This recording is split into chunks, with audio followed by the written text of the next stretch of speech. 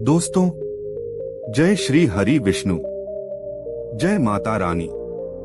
दोस्तों, आपके अपने चैनल सनातन ज्ञान गंगा में आपका बहुत बहुत स्वागत है। माँ भगवती दुर्गा की कृपा सदैव आप और आपके समस्त परिवार पर बनी रहे। दोस्तों, आज के वीडियो में मैं आपसे बात करने वाला हूँ मकर संक्रांति के बारे में। दोस्तों, बात करें मकर संक्रांति के बारे में तो जनवरी के महीने में मकर संक्रांति आती है।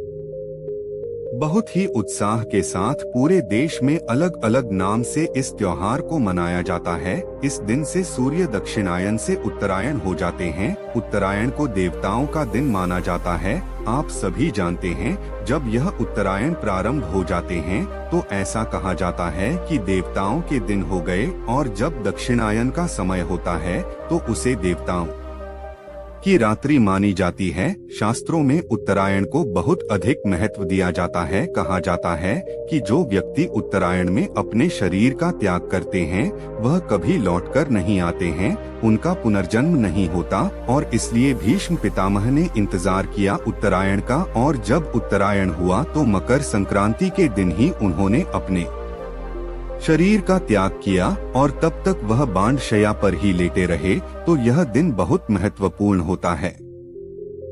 दोस्तों, स्नान करने के लिए, दान करने के लिए, कोई भी धर्म करने के लिए इस दिन को यानी कि मकर संक्रांति के दिन को सबसे श्रेष्ठ माना जाता है। पौराणिक मान्यताओं के अनुसार मकर संक्रांति के दिन ही भगवान सूर्य देव अपने पुत्र शनि से मिलने उनके घर जाते हैं। यह पर्व पिता और पुत्र के अनोखे मिलन से भी जुड़ा हुआ है। पौराणिक कथा के अनुसार जब सूर्य देव पहली बार पत्नी छाया और उनके बेटे श्रेणी से मिलने उनके घर आए थे तो शनि देव ने काले तिल से उनका स्वागत किया था, और फिर भगवान सूर्य देव ने प्रसन्न होकर अपने पुत्र को आशीर्वाद दिया कि जब भी मैं मकर राशि में प्रवेश करूंगा और जो लोग इस दिन मुझे काले तिल अर्पित करेंगे उनके जीवन में सुख समृद्धि आएगी, उनका घर धन धान्य से भर जाएगा। मकर शनि की राशि है। यही वजह है कि मकर संक्रांति बहुत महत्वपूर्ण मानी जाती है। जिस दिन भगवान सूर्य देव धनु राशि से मकर राशि में प्रवेश करते हैं उसी दिन मकर संक्रांति मनाई जाती है। दोस्तों, ऐसे में बहुत सारे लोगों के मन में संशय है कि इस बार मकर संक्रांति का है 14 जनवरी को या फिर 15 जनवरी को। तो आज के वीडियो में आप जान लेंगे कि मकर संक्रांति मनाई जाएगी 14 जनवरी को या फिर 15 जनवरी को। मकर संक्रांति के दिन पुण्य काल का समय क्या होगा, महापुण्य काल का समय क्या होगा, और मकर संक्रांति के दिन किन चीजों का किस प्रकार से दान करना चाहिए। मकर संक्रांति के दिन की पूजा विधि क्या होती है, सारी जानकारी आपको आज के वीडियो में मिलने वाली है। तो वीडियो बहुत महत्वपूर्ण है, पूरा जरूर देख लीजिए। अच्छी लगी वीडियो तो लाइक भी जरूर कीजिएगा, क्योंकि आपके लाइक, आपके कमेंट्स मेरे लिए बहुत महत्वपूर्ण होते हैं। यही एकमात्र जरिया है जिनसे मुझे पता चलता है कि आपको यह वीडियो अच्छी लगती है।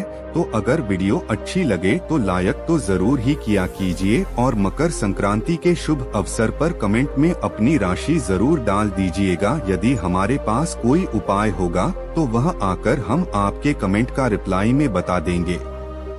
दोस्तों, अब बात करें सबसे पहले कि मकर संक्रांति है कब। देखिए, जब भगवान सूर्य देव मकर राशि में प्रवेश करेंगे उसी दिन मकर संक्रांति मनाई जाती है। तो भगवान सूर्य देव धनु राशि से मकर राशि में प्रवेश कर रहे हैं 15 जनवरी को प्रातः काल 2:54 पर। ऐसे में 15 जनवरी 2024 को मकर संक्रांति मनाई जाएगी। अब बात करें कि आज के दिन हमें पूजा किस प्रकार से करनी चाहिए। तो देखिए, आज के दिन हमें जल्दी उठना चाहिए। खरमास समाप्त होता है तो सबसे पहले अपने घर की साफ सफाई जरूर करनी चाहिए। तो सुबह जल्दी उठकर घर की साफ सफाई कर लीजिए। इसके बाद कहा जाता है कि गंगा स्नान आज के दिन जरूर करना चाहिए। तो आप देखिए, गंगा स्नान तो सबके लिए पॉसिबल नहीं है, सब लोग गंगा में स्नान करने नहीं जा पाते हैं। तो ऐसे में अपने घर में भी गंगाजल मिश्रित जल से स्नान करना चाहिए।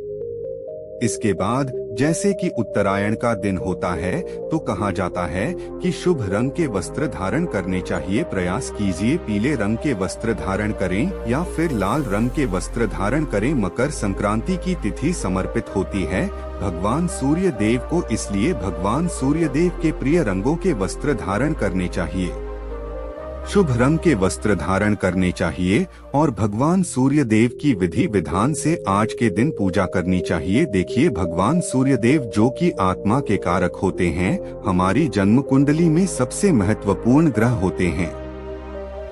दोस्तों, जन्म कुंडली में राजा का स्थान मिला है भगवान सूर्य देव को, तो अगर जन्म कुंडली में सूर्य किसी भी प्रकार से कमजोर है या फिर चाहते हैं कि समाज में परिवार में आपको मान प्रतिष्ठा की प्राप्ति हो, संतान प्राप्ति की कामना है, वंश वृद्धि की कामना है या फिर आत्मविश्वास की कमी है। कई बार क्या होता है कि अगर जन्म कुंडली में सूर्य कमजोर होता है तो आत्मविश्वास कमजोर हो जाता है। ऐसे में आप कोई भी निर्णय नहीं ले पाते हैं ठीक तरह से, तो इसलिए आवश्यक है कि भगवान सूर्य देव की पूजा करें। अब भगवान सूर्य देव को आज के दिन जल में आपको थोड़ा सा काला तिल और थोड़ा सा रोली हल्दी अक्षत डालकर अर्घ्य देना चाहिए। और हाँ, अर्घ्य के लिए भगवान सूर्य देव को अर्घ्य देने के लिए तांबे का पात्र जरूर होना चाहिए। दोस्तों, भगवान सूर्य देव की धूप दीप दिखाकर पूजा कर लीजिए। अगर आपके पास लाल फूल हो तो जल में आप थोड़ा लाल फूल भी डाल सकते हैं, नहीं तो रोली डालकर भी और थोड़े से काले तिल डालकर भी भगवान सूर्य देव को जल दे सकते हैं। इसके बाद सूर्य देव की चालीसा पर हैं और आदित्य हृदय स्तोत्र का पाठ करें। आदित्य हृदय स्तोत्र का पाठ आप चाहे तो सुन भी सकते हैं, अगर पर आज नहीं पाते हैं तो नहीं, तो अगर आज के दिन आप भगवान सूर्य के किसी भी मंत्र का जप करते हैं, ओम सूर्याय नमः, ओम आदित्य नमः, इस प्रकार से भी इन मंत्रों के द्वारा भी भगवान सूर्य देव को अर्घ्य दे सकते हैं, की पूजा कर सकते हैं। अधिक से अधिक संख्या में मंत्रों का जाप कीजिए, भगवान शनिदेव की विशेष कृपा आपको प्राप्त होती है। दोस्तों, इसके बाद भगवान को गुड़ का भोग लगा दीजिए और उनकी आरती कर लीजिए और भगवान सूर्य देव को जो आप भोग लगाएंगे गुड़ का, वह प्रसाद स्वरूप आप स्वयं भी ग्रहण कर सकते हैं, परिवार के सभी सदस्य भी ग्रहण कर सकते हैं। देखिए, बहुत से भक्तों का प्रश्न होगा कि हमारे यहाँ से सूर्य दिखाई ही नहीं देते हैं, तो फिर हम क्या करें?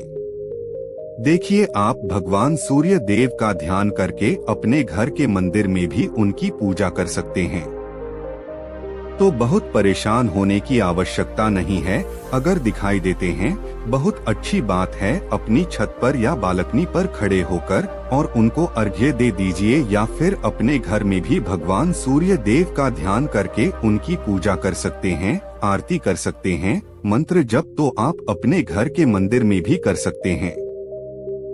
दोस्तों, अब सबसे जरूरी होता है मकर संक्रांति के दिन दान करना। तो आज के दिन किन चीजों का दान करना चाहिए? देखिए, आज के दिन आपको गुड़ का दान करना चाहिए, तिल का दान करना चाहिए, चावल का दान करना चाहिए, खिचड़ी का दान करना चाहिए, मतलब दाल चावल मिलाकर भी आप दान कर सकते हैं। काली उड़द का दान आज किया जाता है, काले तिल का दान किया जाता है। इसके साथ ही घी का दान करना चाहिए। आज शुद्ध घी का दान करने से भगवान सूर्य देव की कृपा से घर में सुख समृद्धि आती है। इसके अलावा आप वस्त्रों का दान कर सकते हैं। अभी जैसे कि सर्दियां हैं, तो आप गर्म वस्त्रों का, ऊनी वस्त्रों का दान कर सकते हैं, कंबल का दान कर सकते हैं। दान किसे दे? देखिए, दान आप किसी ब्राह्मण को भी दे सकते हैं, मतलब देना ही है ब्राह्मण को। तो दोस्तों, इसके अलावा भी आप चाहें तो जैसे कि किसी भी जरूरतमंद को, किसी गरीब को जिनके यहाँ भी खाने पीने की दिक्कत होती है, उन्हें आप खाने की सामग्री का दान कर सकते हैं, कंबल का दान कर सकते हैं। किसी भी जरूरतमंद को के तो मतलब अपनी सुविधा के अनुसार आप देख लीजिए, कुछ चीजें ब्राह्मण को दान कीजिए और कुछ चीजें आप किसी गरीब जरूरतमंद को भी दान कर सकते हैं। दोस्तों, आज के दिन खाने में खिचड़ी बनाई जाती है। दाल चावल मिलाकर खिचड़ी बनाकर और इसी का भोग भगवान को लगाया जाता है और फिर प्रसाद स्वरूप स्वयं भी ग्रहण किया जाता है, तो आज खिचड़ी खाना आवश्यक माना जाता है। वैसे देखिए, हर जगह की परंपरा थोड़ी बहुत अलग होती है। हर जगह इस त्योहार को मनाया जाता है, लेकिन थोड़े अलग अलग नाम से अलग अलग रीति रिवाज के साथ। तो जिस प्रकार से आपके यहाँ होता है, आपको उसी प्रकार से मकर संक्रांति मनानी चाहिए। दोस्तों, आप बात करें कि आज के दिन पुण्यकाल का समय क्या रहेगा और महापुण्य पुण्यकाल का समय क्या रहेगा, तो देखिए 15 जनवरी को मकर संक्रांति मनाई जाएगी और 15 जनवरी को प्रातः काल 7:15 से शाम को 6:21 तक पुण्यकाल का समय रहेगा। पुण्यकाल में आपको क्या क्या करना है, देखिए पुण्यकाल के समय में आप स्नान कर सकते हैं, दान कर सकते हैं, कोई भी मंत्र जप कर सकते हैं, कोई यज्ञ अनुष्ठान कर सकते हैं। कुछ भी मतलब जो भी शुभ कर्म इस समय में आप करते हैं, उसका फल आपको कई गुना होकर प्राप्त होता है। अब एक समय होता है जैसे महान पुण्य काल कहा जाता है, मतलब इसमें जो फल आपको प्राप्त होगा वह कई गुना होकर प्राप्त होगा। पुण्यकाल तो पूरे दिन रहने वाला है, तो पूरे दिन में आप कभी भी स्नान दान कर सकते हैं, पूजा कर सकते हैं, मंत्र जाप कर सकते हैं। लेकिन माह पुण्यकाल जैसा कि नाम से ही पता चलता है, इस समय में जो भी आप दान करते हैं उसका महापुण्य आपको प्राप्त होता है, बहुत अधिक पुण्य फल प्राप्त होता है। तो वह समय रहेगा प्रातः काल 7:15 से प्रातः काल 9:06 तक। तो यह सुबह सुबह का समय है। सुबह जितनी जल्दी हो सके स्नान कर लीजिए। अब देखिए, स्नान आपको ब्रह्मा मुहूर्त में ही करना चाहिए, सूर्योदय से पहले स्नान करना चाहिए। लेकिन दान या फिर मंत्र जाप इत्यादि या भगवान सूर्य देव की पूजा करेंगे, वो आप 7:15 से सुबह 9:06 तक जरूर कर लीजिए। यह महापुण्य काल का समय है। तो मेरी तरफ से आप सभी को मकर संक्रांति की मंगल शुभकामनाएं। भगवान सूर्य देव की कृपा से आपका जीवन सुखमय हो, आपके जीवन में प्रकाश की वृद्धि हो और आप हर प्रकार के कार्यों में सफलता को प्राप्त करें। दोस्तों, आप जानते हैं मकर संक्रांति के दिन गाय को वह ऐसी कौन सी गुप्त चीज खिलानी चाहिए जिससे हमारा घर धन धान्य से भर जाए। भगवान शनि की कृपा से सूर्य हमारा बलवान हो जाए, राहु केतु पितृ दोष, शनि का दोष, गरीबों का दोष हमें कभी न सताए, दिन दुगनी रात चौगुनी तरक्की हो, पूरा जीवन करोड़पति के साथ बीते, सुखपूर्वक जीवन बीते। मकर संक्रांति के दिन आप भी गाय को यह चीज जरूर खिलाएं, पूरे साल आपके भरे रहेंगे अन्न धन के भंडार। यूं कहें कि आपकी 7 पुश्तें तक करेंगी रुपयों पैसों पर राज। दोस्तों, 7 पीढ़ियों तक बैंक बैलेंस बढ़ता चला जाएगा। सभी दुख दर्द संकट ग्रस्त है वह दूर हो जाएंगे और सभी सुख आपके कदमों में आ जाएंगे, सभी सुख आपके कदम चूमे होंगे। यदि आप यह एक छोटी और खास चीज चुपचाप गाय को खिला देते हैं तो तट गरीबी आपके जीवन से खत्म हो जाएगी। दोस्तों, यूं कहें व्यक्ति रंग से राजा बन जाता है और 33 कोटि देवी देवताओं को धारण करने वाले गौमाता की भी कृपा व्यक्ति पर आजीवन बरसती है। व्यक्ति के घर में कभी भी अन्न धन वस्त्र की कमी नहीं होती है, धन के भंडार व्यक्ति के घर में भरे रहते हैं, व्यक्ति के जीवन से तत्काल गरीबी खत्म हो जाती है। तो दोस्तों, कौन कौन से वे गाय से जुड़े खास और महत्वपूर्ण उपाय हैं जिन्हें यदि आप 15 जनवरी मकर संक्रांति के दिन कर लेते हैं तो दोस्तों यकीन मानिए, यह आपके घर में अन्न धन के भंडार सदैव भरे रहेंगे। जो भी जीवन दुख दर्द संकट ग्रस्त है वह सभी दूर हो जाएंगे।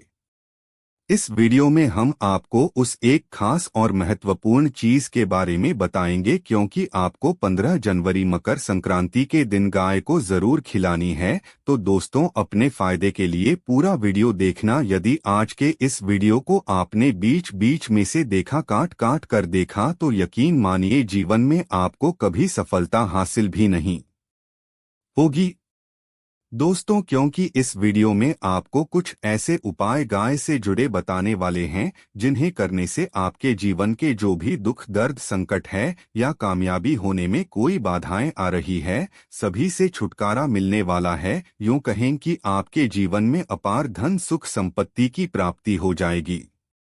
कभी भी धन से संबंधित परेशानी नहीं रहेंगे। आर्थिक स्थिति आपकी प्रबल हो जाएगी, धन प्राप्ति के योग बन जाएंगे और जीवन में सदैव अन्न धन के भंडार आपके घर में भरे रहेंगे। अन्न धन वस्त्र कभी कमी नहीं होगी आपके घर में। तो दोस्तों, आज का वीडियो पूरा देख कर जाना यदि आप चाहते हैं आपके और आपके परिवार पर सदैव गौ माता की कृपा से, आपके पितरों की कृपा से, देवी देवताओं की कृपा से। तो दोस्तों, वीडियो को पूरा देखकर जाना, बहुत ही फायदेमंद वीडियो है। पूरे 500 सालों के बाद ऐसे दुर्लभ संयोग में है, तो पूरा वीडियो देखकर जाना यदि आप लाभ हासिल करना चाहते हैं और 7 पीढ़ियों तक कभी कोई किसी तरह की कमी ना यह फल चाहते हैं। तो वीडियो को पूरा देश के जाना, बहुत ही लाभप्रद वीडियो है आपके लिए। दोस्तों, वीडियो को आगे शुरू करें उससे पहले आपसे रिक्वेस्ट करते हैं, वीडियो को लाइक कर देना और कमेंट बॉक्स में सच्चे दिल से जय गौ माता जरूर लिख देना, जिससे माता की कृपा आपके और आपके परिवार के ऊपर सदैव बरसती रहे। और ज्यादा से ज्यादा वीडियो को शेयर जरूर करना ताकि और लोग भी इस वीडियो के माध्यम से लाभ हासिल कर से। इन उपायों को करने से अपने जीवन में सदैव धन सुख संपत्ति की प्राप्ति कर सके। तो शेयर करना ना भूलें इस वीडियो को, जिससे और लोगों का भी भला हो। आपको बता दें, इस दिन तीर्थ स्नान करना बहुत ही फलदायी समझा गया है। यदि कहीं तीर्थ स्थान पर पवित्र नदी में स्नान करना संभव न हो तो आप क्या करें, घर पर ही नहाने वाले पानी में गंगाजल की कुछ बूंदें डालकर स्नान कर लें। और साथ ही साथ यदि आप स्नान आदि से निवृत्त हो जाएं, सर्वप्रथम तो अपने घर के पूजा स्थान को साफ कर वहां पूजा पाठ करें। आप और पितरों के निमित्त तर्पण पिंडदान, जो आपसे बने अन्न धन वस्त्र दान जरूर करें। और 15 जनवरी मकर संक्रांति के दिन दान करने से सभी मनोकामनाएं पूर्ण हो जाती हैं। दोस्तों, 15 जनवरी मकर संक्रांति के दिन विशेषकर पूर्वजों की पूजन के लिए बहुत ही शुभ फलदायी समझा गया है। मकर संक्रांति के दिन पिंड दान करने से पूर्वजों की आत्मा को शांति मिलती है और उनको मोक्ष मिलता है। और आपको बता दें, इस बार जो इस दिन पितृ पूजा के साथ साथ हनुमान जी, मंगल देवता और भगवान शनिदेव की भी पूजा जरूर करनी चाहिए। आपको बता दें कि इस दिन यदि आप हनुमान जी और मंगल देवता भगवान शनिदेव की पूजा करते हैं तो मंगल का ग्रह जनित दोष भी दूर हो जाता है। व्यक्ति के जीवन में धन सुख संपत्ति की प्राप्ति हो जाती है, समस्त मनोकामना व्यक्ति की पूर्ण हो जाती है। और दोस्तों, साथ ही साथ अब बात करें आपको इस दिन, मतलब यह जो मकर संक्रांति के दिन है, इस दिन आपको एक उपाय तो जरूर करना है। गाय का उपाय बताने से पहले एक उपाय आपको बता दें, इस उपाय को जरूर करें। क्या करें कि शाम के समय पीपल के पेड़ के नीचे आपको सरसों का चौमुखी दीपक, आटे का दीपक बनाना है। चौमुखी, उसमें आपको कलावे की बात लगाकर सरसों के तेल का दीपक जला देना है और बीच में 2 साबुत फूल वाले लौंग भी डाल दें। फिर देखिए कैसे चमत्कार आपके जीवन में होता है। शाम के समय जलाकर उसे छोड़े मनोकामना मांगकर। दोस्तों, 21 दिनों के अंदर आपकी मनोकामना पूर्ण न हो जाए तो हमें बता देना। बहुत ही प्रभावशाली उपाय बताया मैंने आपको, बहुत ही दुर्लभ से दुर्लभ है। इस बार नए वर्ष को यह उपाय को जरूर करें। ये उपाय जो है बहुत ही आपको लाभ देगा दोस्तों। और अब बात करें गाय से जुड़े कौन कौन से उपाय आपको इस दिन, मतलब गाय से जुड़े उपाय जिन्हें करने से व्यक्ति को 7 पीढ़ियों तक बैंक बैलेंस की कमी नहीं होती थी, दुख दर्द संकट कष्ट दूर हो जाते हैं और सभी सुख व्यक्ति के कदमों में आ जाते हैं, कदम चूमते हैं। सभी सुख और घर में अन्न धन के भंडार सदैव भरे रहते हैं, कोई कमी नहीं होती। किस तरह कौन कौन से उपाय करने हैं, ध्यान से सुनना। किस तरह बताए, उसी तरह इन उपायों को आपको करना है। तो चलिए शुरू करते हैं। कौन कौन से गाय से जुड़े उपाय है, प्रभावशाली चमत्कारिक उपाय है जो कि आपकी चमका देंगे। मकर संक्रांति से आपको लाभ प्राप्त होगा शुरू करते हैं। दोस्तों, सनातन परंपरा में गाय गंगा और गायत्री का बहुत ज्यादा धार्मिक महत्व है। मान्यता है कि गौ माता के शरीर पर 33 कोटि देवी देवताओं का वास होता है। गौ माता की पूजा करने वाले जातक पर इन सभी भी देवताओं की कृपा बरसती है। गौसेवा से न सिर्फ इस जन्म के बल्कि पूर्व के भी दोष दूर हो जाते हैं। गाय से हासिल पंचगव्य का उपयोग जरूर शामिल करें, क्योंकि पंचगव्य के बिना कोई भी पूजा पाठ और हवन सफल नहीं होता। या दोस्तों, गौ कृपा पाने के लिए प्रतिदिन, सप्ताह अथवा महीने में परिवार समेत एक बार गौशाला जाने का नियम जरूर बनाएं और वहां गायों को हरा चारा जरूर खिलाएं। इससे आपको शुभ फलों की प्राप्ति होगी और साथ ही साथ गौ सेवा और गौ पूजा से 9 ग्रह शांत हो जाते हैं और इनसे जुड़े दोषों का निदान हो जाता है। गर्मियों में गौमाता को पानी पिलाया और सर्दी में गौमाता को गुड़ जरूर खिलाएं। ध्यान रखें कि गर्मियों में गाय को गुड़ खिलाएं। अनेक देवी देवताओं को अपने शरीर पर धारण करने वाले गौमाता से जुड़े कई शुभ और अशुभ संकेत भी होते हैं। मसलन, गाय का दूध दुहते समय यदि गाय ठोकर मार दें और सारा दूध बिखर जाए तो अब शगुन होता है। यदि कोई यात्रा पर निकल रहा हो और गाय अपने बछड़े को दूध पिलाती सामने आ जाए तो निश्चित रूप से जिस यात्रा के लिए आप निकले हैं वह यात्रा भी आपकी जरूर ही सफल होगी और आप जिसके लिए भी निकले हैं वह जरूर ही पूर्ण होगा। यात्रा पर जाते समय बाईं ओर गाय की आवाज आना और रात्रि में गाय की हुंकार करना भी शुभ होता है। दोस्तों, साथ ही साथ गाय के साथ आप भूल कर भी दुराचार ना करें, अन्यथा मिलता है घोर पाप और जीवन भर की परेशानियां बनी रहती है। जी हां दोस्तों, गाय को राष्ट्रीय पशु बनाए जाने हैं और इन्हें मौलिक अधिकार दिए जाने की बात हो रही है। तो सवाल उठता है, गाय संस्कृति का अहम हिस्सा है, तब भी गाय के साथ लोग खराब व्यवहार कैसे कर लेते हैं। गाय दर दर भटकती रहती है, भरपेट इन्हें चारा तक लोग नहीं देते। गाय जब तक दूध देती रहती है तो उनकी सेवा होती है और जैसे ही दूध देना बंद कर देती है तो लोग इन्हें उनकी किस्मत पर छोड़ देते हैं, सड़कों पर और गलियों में भटकने के लिए। ऐसे में गोवंश जीवों को कोई डंडे मारता है तो कोई पानी डाल देता है, कभी वाहनों की चपेट में आ जाती है तो कभी बीमार होकर बेचारी या गाय दम तोड़ देती है।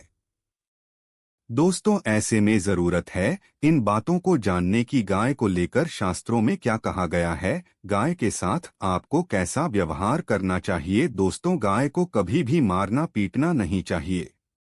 शास्त्रों में गाय को माता का दर्जा दिया गया है। गाय को मारने वाला माता को मारने पीटने वाले के समान पाप का भाग्य समझा जाता है। नरक लोक में वर्षों तक कष्ट भोगना पड़ता है, अगले जन्म में पशु योनि में मिलता है। एक कथा है कि गौतम मुनि ने गलती से गाय को डंडा मार दिया था, जिससे गाय की मृत्यु हो गई थी और इस पाप से मुक्ति के लिए इन्हें वर्षों तक तपस्या करनी पड़ी। भगवान श्री कृष्ण जी ने बैल स्वरूप में आए वृद्धा आश्रम का वध कर दिया था, जिससे मुक्ति के लिए भगवान श्री कृष्ण को संपूर्ण तीर्थों को एक कुंड में बुलाना पड़ा और इस कुंड में स्नान से वह पाप मुक्त हो गए थे। दोस्तों, साथ ही साथ पानी पी रही गाय को भगाते हैं, वे घोर पाप के भागी बनकर नरक भोगते हैं, ऐसा पुराण में बताया गया है। जबकि जो लोग गाय के लिए प्याऊ और चार बनवाते हैं वह महाभाग्यवान होते हैं। ऐसे लोग घोर पाप से मुक्त होकर स्वर्ग पा जाते हैं और बड़े ही धनवान कुल में जन्म लेकर सुख भोगते हैं। और साथ ही साथ आराम कर रही गाय को कष्ट देकर कभी भी उठाना नहीं चाहिए। कहते हैं कि जिस स्थान पर गाय बैठी है वहां से नकारात्मक ऊर्जा खत्म हो जाती है। गाय के बैठने की जगह को जो लोग नियमित साफ रखते हैं वह जन्म में किए गए जाने अनजाने में पापों से मुक्त हो जाते हैं और गोलोक में स्थान पाते हैं। गाय को डंडा मारकर उठाना, पानी डालकर उठाने से मनुष्य पाप का भागी बनता है और अगले जन्म में उसे दर दर भटकना पड़ता है। और साथ ही साथ शास्त्रों में बताया गया है कि गाय का दूध उसके बछड़े के लिए होता है। गाय के बछड़े से बचा हुआ दूध ही मनुष्य को लेना चाहिए। दोस्तों, परंतु कुछ लोग एक बार गाय को दूध लेने बाद फिर से बछड़े के लिए बचा हुआ दूध भी दो लेते हैं। ऐसा करना घोर पाप कहा जाता है। ऐसे दूध को दो लेने वाला और ग्रहण करने वाला दोनों ही पाप के भागी बन जाते हैं। दोस्तों, साथ ही साथ शास्त्रों में कहा गया है, गोवंश मतलब गाय और बैल के पीठ पर नहीं बैठना चाहिए। इनकी पीठ पर बैठने से महापाप लगता है। ऐसे लोगों को नरक की यातना भोगनी पड़ती है। एकमात्र देव के अंश के उत्पन्न नंदी ही गोवंशीय है, जिस पर स्वयं महादेव और महादेवी सवारी करती है, क्योंकि नंदी ने स्वयं अपनी इच्छा से महादेव की सवारी बनना स्वीकार किया था। और साथ ही साथ शास्त्रों में गाय के दान को बहुत ही महत्व दिया गया है, परंतु ऐसी गाय का दान कभी नहीं करना चाहिए जो बूढ़े और बीमार हो। कठोपनिषद में नचिकेता की कथा भी इस संदर्भ में है कि जिस नचिकेता ने पिता द्वारा बूढ़ी गाय को दान करने पर आपत्ति जताई थी, दूध देने वाली और बछड़े सहित जो लोग गाय का दान करते हैं वह महान पुण्य को हासिल करके स्वर्ग में स्थान पाते हैं। दोस्तों, साथ ही साथ सूर्य चंद्र मंगल शुक्र की युक्ति राहु से हो तो पितृदोष होता है। यह भी मान्यता है कि सूर्य का संबंध पिता से एवं मंगल का संबंध होने के कारण सूर्य यदि शनि राहु या केतु के साथ स्थित हो या दृष्टि संबंधी हो तथा मंगल की युति राहु या केतु से हो तो पितृ दोष होता है।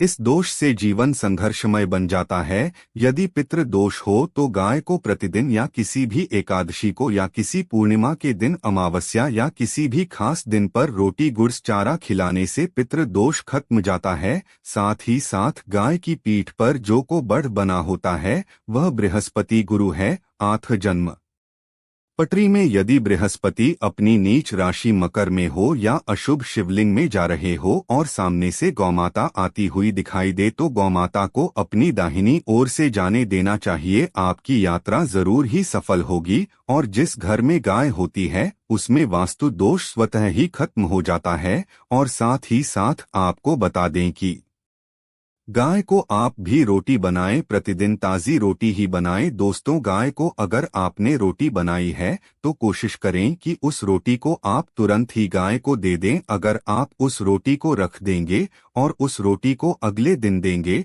तो वह रोटी बासी मानी जाएगी। गाय को कभी भी बासी रोटी न दें, इससे घर में नकारात्मक ऊर्जा वास करती है और जो भी काम आपके बनने वाले होंगे वह काम भी आपके बिल्कुल भी नहीं बनेंगे।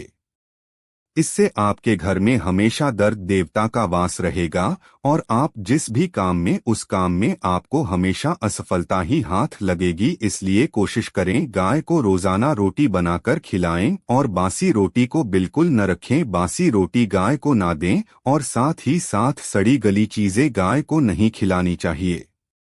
घर में कोई फल है, कोई सब्जी है, सड़ जाए तो लोग क्या करते हैं, गाय को देते हैं। नहीं, ऐसा नहीं करना चाहिए। ऐसा करने से यदि आप गाय को खिलाते हैं तो और आप पाप के भागी बन जाते हैं। बिल्कुल सड़ी गली चीजें गाय को खिलाएं और साथ ही साथ मकर संक्रांति पर आटे की 11 लोहिया बनाकर उनके ऊपर हल्दी लगाएं। इसके बाद गाय को खिलाएं। हर एक लोई को खिलाते समय गाय के सींगों पर आप हाथ फेरें रहे, पीठ पर हाथ फेरें, मस्तक पर हाथ फेरें रहे, माता गाय के आप चरणों का स्पर्श करें।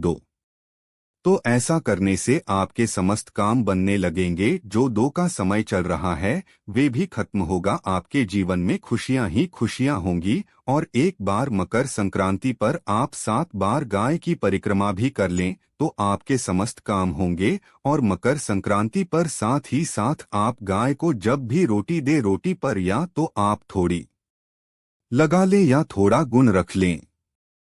दोस्तों, अगर गुदना हो तो आप थोड़ा भी रख सकते हैं। गाय को कभी भी सूखी रोटी खिलाएं। सूखी का मतलब गाय को रोटी खिलाएं, उस पर कुछ ना कुछ रखकर खिलाएं। हेल्दी रख लें, गुड़ रख लें, मिश्री घी या जो भी रख लें, मतलब खाली नहीं खिलानी है। इतना करने मात्र से आपके जीवन के सभी दुख दर्द समाप्त हो जाएंगे। तो यह थे गाय से जुड़े कुछ महत्वपूर्ण उपाय। सच्चे दिल से कमेंट बॉक्स में लिखें जय माता। मकर संक्रांति की हार्दिक शुभकामनाएं। गाय माता के लिए एक लायक तो बनता है।